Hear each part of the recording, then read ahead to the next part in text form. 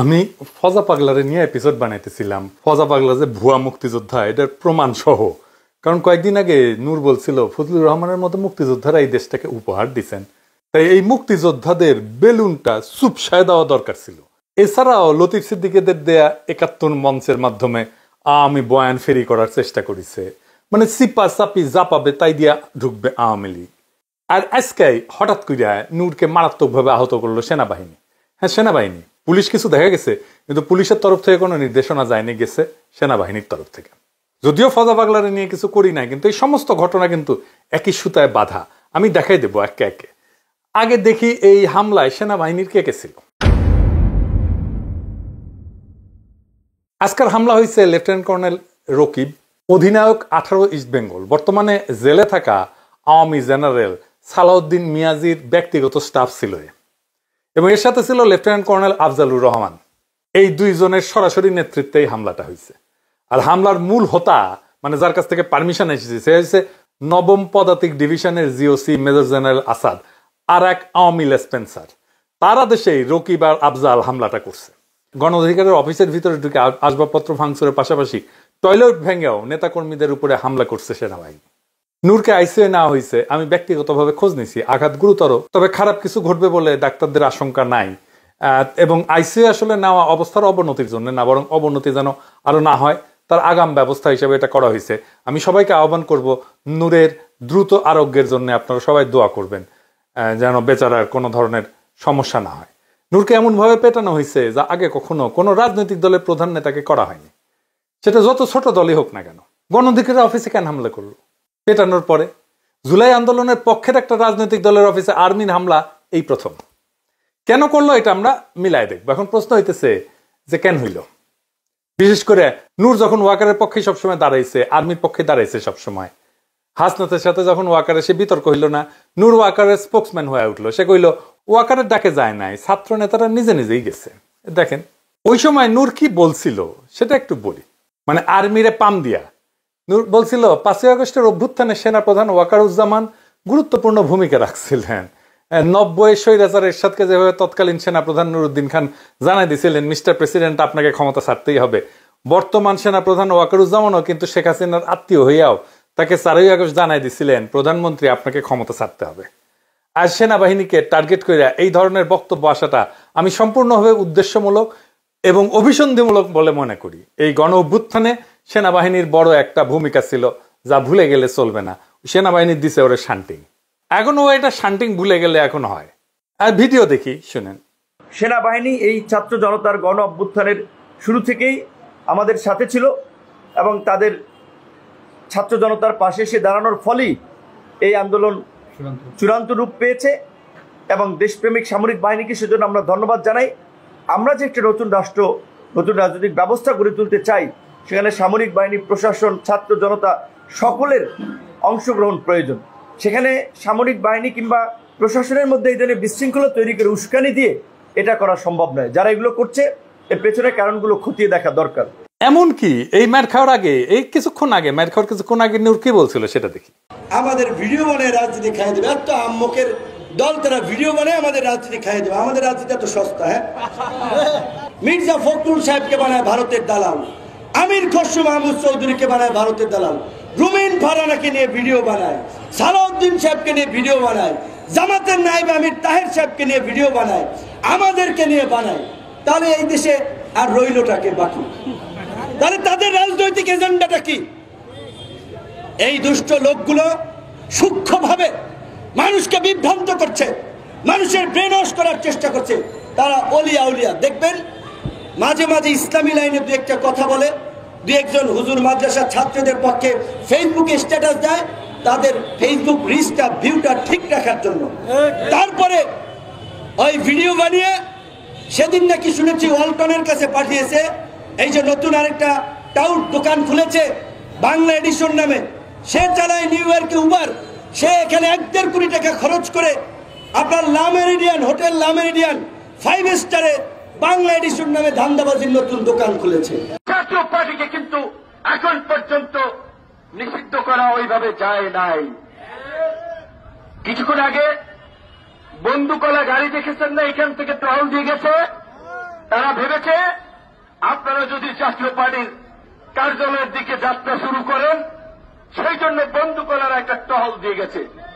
তাহলে জাতীয় পার্টিকে বন্দুক দিয়ে পাহারা দেওয়া হচ্ছে। জিএম কাদেরের বাসা উত্তরা, এত জায়গায় মব হইল, ওইখানে তো কোনো মব হইল না। তো এই যে তারা মবের পালোয়ান, যারা মব বিভিন্ন জায়গায় ফাটাইলেন, ওইখানে কেন ফাটাইলেন না? আবার সিলেক্টিভ মব করছেন, ফায়দা নেওয়ার জন্য, ধান্দা নেওয়ার জন্য অনেক জায়গায় মব করা হচ্ছে। প্রকৃত অর্থে গতকালকে এই রিপোর্টার্স ইউনিটিতে কার্যত এই সমস্ত বিভিন্ন ব্যানারের মাধ্যমে আওয়ামী লীগকে ফেরানোর কিংবা আওয়ামী লীগকে প্রাসঙ্গিক করার যে একটা প্রক্রিয়া চলছে, সেখানে বাধা দিয়েছেন যৌক্তিক। দেখেছেন তো, মানে ও মব নিয়ে কথা বলতেছে। নূরের পলিটিক্যাল স্ট্যান্ড ছিল pro Waker, pro army, pro মুক্তিযুদ্ধ।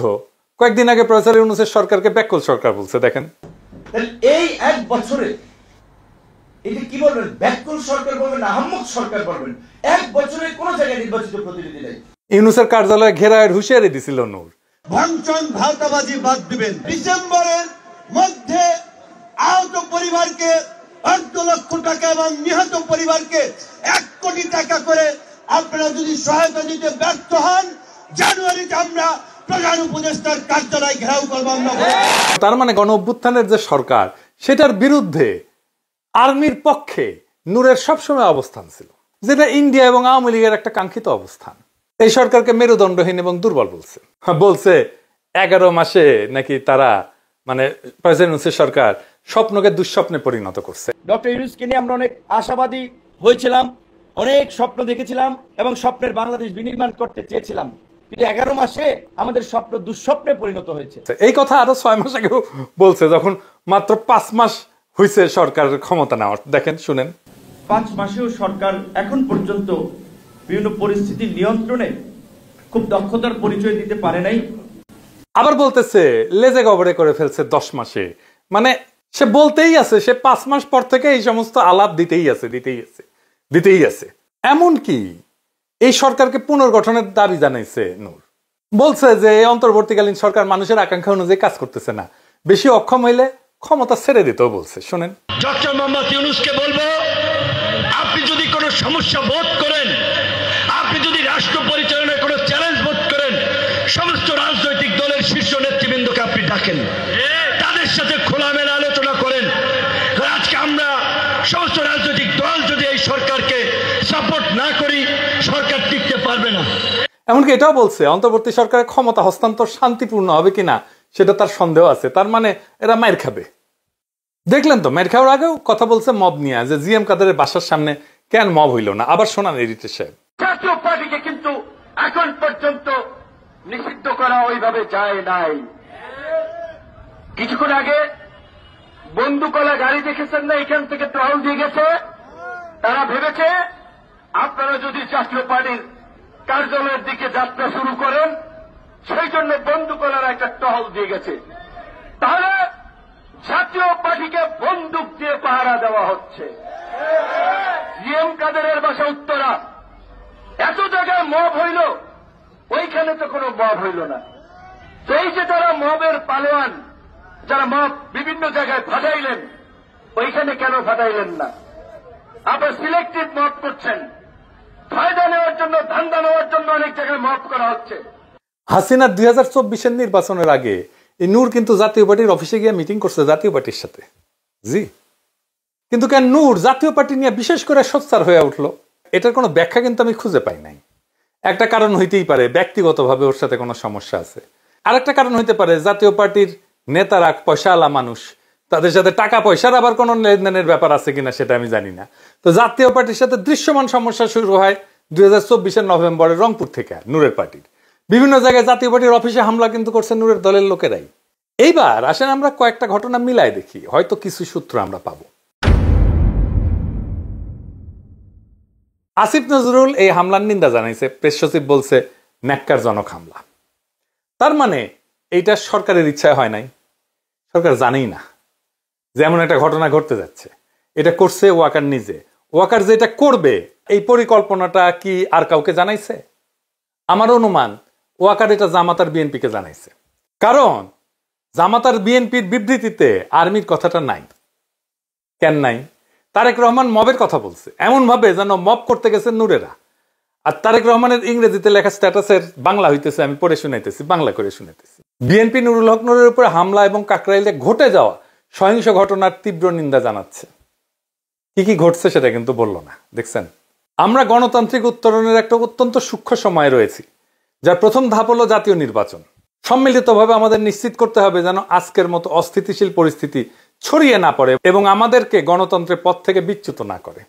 মানে সে আশঙ্কা করতেছে, তারেক রহমান আশঙ্কা করতেছে যে এই ঘটনা ছড়াই যাবে সারা দেশে, জাতীয় পার্টির অফিসগুলোর উপরে হয়তো হামলা হবে। এবং এই অস্থিতিশীল পরিস্থিতি কে করলো? করছে তো তার জোটের লোকেই, তাই না? গণতন্ত্রকামী সব পক্ষ, যার মধ্যে বিএনপি এবং তার মিত্ররা অন্তর্ভুক্ত, মানে নূরের দলের কথা বলতেছে, তাদের সংযম এবং সহনশীলতা প্রদর্শন করতে হবে। গত বছরের গণ আন্দোলনের প্রকৃত চেতনা জাগ্রত রাখতে হবে। দেশকে বর্তমান অস্থিরতার শৃঙ্খল থেকে মুক্ত হইতে হবে। বাংলাদেশকে আগায় নিতে হইলে আমাদের এই যে মবের সংস্কৃতির বিপরীতে সতর্ক থাকতে হবে। আইনের শাসন প্রতিষ্ঠা করতে হবে এবং একটা শান্তিপূর্ণ স্থিতিশীল দেশ গড়ে তুলতে হবে। কেবল জনগণকে গণতান্ত্রিক পথে ক্ষমতায়ন করা এবং সবার জন্য ন্যায় বিচার, সমতা ও মর্যাদা নিশ্চিত করার মাধ্যমেই আমরা ঐক্যবদ্ধ জাতি হিসেবে সাফল্য অর্জন করতে পারি। আমি নূরের দ্রুত সুস্থতা কামনা করছি এবং সরকারের প্রতি আহ্বান জানাচ্ছি যেন ঘটনাটির আইনানুগ তদন্ত পরিচালনা করা হয়। আর্মির কথা আছে নাই, এর মানে কি? মানে মার খাইছো, ফাঁসি খেয়ে থাকো।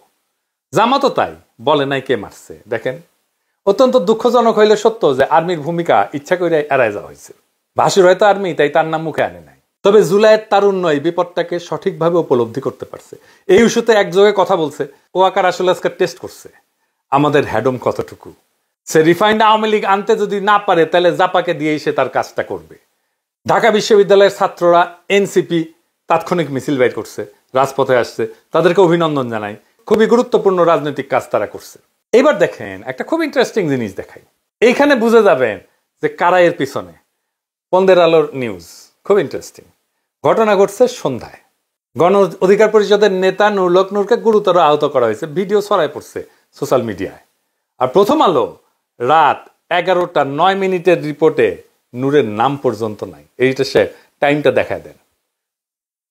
পুরা রিপোর্টটা করছে পুলিশের বরাতে। কেন কেন এটা এড়ায় গেল প্রথম আলোর মতো পত্রিকা? এইবার কানেকশন গুলো ধরতে পারতেছেন? মানে পুরা গেমটা খেলছে ইন্ডিয়া। ফজা পাগলারে মাঠে নামানো, লতিফ সিদ্দিকীরা মাঠে নামালো, আনিস আলমগীরকে মাঠে নামালো, আব্দুল নূর তুষারকে মাঠে নামানো, পান্নাকে মাঠে নামানো, গুলিস্তানে আওয়ামী লীগের ঝটিকা মিছিল, এই সবই একই সূত্রে গাথা। নিঃশব্দে বাংলাদেশ আরাক 111-এর পর থেকে হাঁটতেছে। আজকে ওয়াকার বুঝাই দিছে প্রফেসর ইউনূসের সরকার সে তো দেনা। আর তার এটা বুঝাইতে নূরকে স্যাক্রিফাইস করতে হয়েছে। একজনকে পিটাইতে হইতো রাজনৈতিক নেতা, গুরুত্বপূর্ণ রাজনৈতিক নেতা সবাই চেনে কাকে? নূর। কারণ মনে করছে নূর এত ডিসক্রেডিটেড হয়েছে যে ওরে পিটাইলে জনগণ খুশি হবে। হয় নাই, উল্টা হয়েছে। উল্টা জনগণ নূরের পাশে দাঁড়াইছে। পিটায় ওয়াকার তার ক্ষমতা দেখাইলো যে আমি কি করতে পারি, আমার অ্যাডম দেখো। ইন্ডিয়ার বড় সাও আওয়ামী লীগকে নিষিদ্ধ করছো, ছোট সাও জাতীয় পার্টিতে কিছু বলবা না। কিন্তু বুঝতে পারে নাই এই আর্মিকে ব্যারাকে ফেরানোর দাবি উঠবে। প্রফেসর ইউনূসের উচিত দ্রুত আর্মিকে প্রত্যাহার করা, মাঠ থেকে সিভিল প্রশাসন দিয়ে আইন শৃঙ্খলা রক্ষা করা। যেখানে আর্মি যাচ্ছে সেখানে ঝামেলা করতেছে। এই জাতীয় পার্টির অপরাধ আর হাসানুল হক নূর অপরাধের মধ্যে কোনো তফাৎ আছে? নাই তো। জাতীয় পার্টির সকল শীর্ষ নেতাদের অবশ্যই গ্রেপ্তার করা উচিত। তারা অনেকেই হাসিনার মন্ত্রী ছিল। তো এখন আমাদের করণীয় কি? ইন্ডিয়ার রাজনৈতিক স্বার্থ রক্ষাকারী দল এবং শক্তিসমূহ যারা আওয়ামী লীগ, জাতীয় পার্টি, 14 দলভুক্ত সব কয়টা ফ্যাসিস্ট পার্টিকে নিষিদ্ধ করার উদ্যোগ গ্রহণ করতে হবে। গণ অভ্যুত্থানে নেতৃত্ব প্রদানকারী শক্তিসমূহ এবং পক্ষ অবলম্বনকারী রাজনৈতিক দলগুলোকে অতি দ্রুত একসাথে বসতে হবে। যেখানে বিএনপি, জামাত ইসলাম, এনসিপি সহ খুনি হাসিনা সরকারের উৎখাতের আন্দোলনের সহযোগী অন্য দলগুলোর ঐক্যবদ্ধভাবে ফ্যাসিবাদের দোসর এবং ইন্ডিয়ার এজেন্ট জাতীয় পার্টি এবং 14 দলকে নিষিদ্ধ করার কর্মসূচি দিতে হবে। আজকের এই হামলা কেবল নূরের মাথা ফাটানো না, নূরের গায়ে লাঠি পড়া না, এটা আমাদের গণস্বপ্নকে ভাঙার চেষ্টা। সেনাবাহিনী আর ভারত পুষ্ট দোসরেরা ভাবছে যে ভয় দেখায় ছাত্র জনতাকে চুপ করানো যাবে, কিন্তু তারা ভুল করছে। বাংলাদেশের মানুষ ভয় পায় না, ভয় করা ভুলে গেছে। ভয় পাওয়াইছে হাসিনা অনেক দিন, সেই ভয় ভেঙেই হাসিনাকে সে তাড়াইছে। জনগণ পিছু হটবে না, ইতিহাস কাউকে মাফ করে না। আওয়ামী লীগ, জাতীয় পার্টি, 14 দল যে যার রঙে রাঙায় নিজেদের বাঁচাইতে চাইতেছে, তারা সবাই 2024-এর জুলাই বিপ্লবের পরাজিত শক্তির দোসর। আজকে বাংলাদেশকে রক্ষা করতে হইলে এই দোসরদেরকে নিষিদ্ধ করতে হবে।